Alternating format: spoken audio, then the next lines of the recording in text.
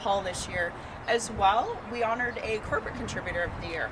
And this year's corporate contributors were Mackenzie Lake Lawyers. Yes. And Mackenzie Lake has been involved with our supported employment program, as well as sponsoring our Night of Heroes event.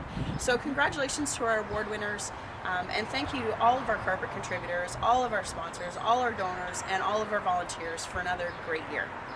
Melanie, just to give them an idea, how many volunteers do you have right now for Community Living London? We probably have in the neighborhood of about 150 volunteers over the course of any given year. And what do these volunteers do for our organization? We have volunteers in every nook and cranny of the organization. Many participate in our access programs. Some even develop programs for us. We have people in our Best Buddies program. We have one-to-one volunteers. We have people volunteering in homes. We have people volunteering to spend time with people doing some very specialized things, like helping them learn how to build and repair small engines. Yeah. Going out and photography. Going out and taking photos. We have people that will do anything that we ask them to do. So thanks for bringing this up, Anna. If anybody out there has an idea for how a volunteer could contribute to the lives of people that you're supporting, then please give me a call, because we can go out and recruit a volunteer to do just about anything. Absolutely. Our social media is quite awesome for that too. Absolutely. So next we're going to chat with Melanie. She's got just a friendly reminder about how to submit your accident reports and how to get them 100% perfect so that everybody has all their information. Take a listen, note, and I'm sure next time your accident reports will be perfect. Today to talk to you about accident report forms. And we've talked about this before, but just another friendly reminder that if you're ever in a situation at work where you've injured yourself, or even if you've had a situation where you've had to administer first aid, or had something happen at work where you weren't injured, but it was a risky situation, which we would call a near miss, we need you to fill in an accident report form. And there's a couple of reasons why the Health and Safety Committee would need you to fill in an accident report form. First of all, if you ever do seek medical care after having an accident at work, we are obligated to report your accident to the Workplace Safety and Insurance Board, or the WSIB. And the way that we do that is we take all the information that you report to us on this accident report form, and we feed it into their forms that they require us to complete and send into them.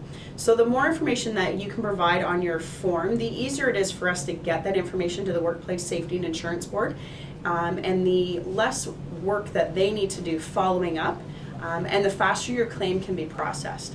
So every question on this accident report form comes straight from the WSIB's forms. So please be sure to complete this form, both pages in, fully and completely, including your social insurance number, who witnessed the accident, and where it happened. The second reason why we would ask you to fill in this accident report form is because every month the Health and Safety Committee goes through and reviews all accident reports that have been filed. The reason that we would do that is because it helps us to make recommendations to keep our workplace safe.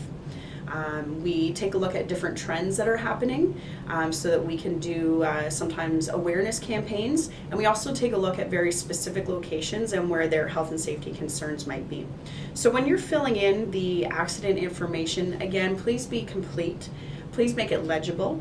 And when you're telling us what happened during the accident, please be very specific. So we need to know where the accident happened. Maybe it was in the driveway at the place that you work. We need to know when.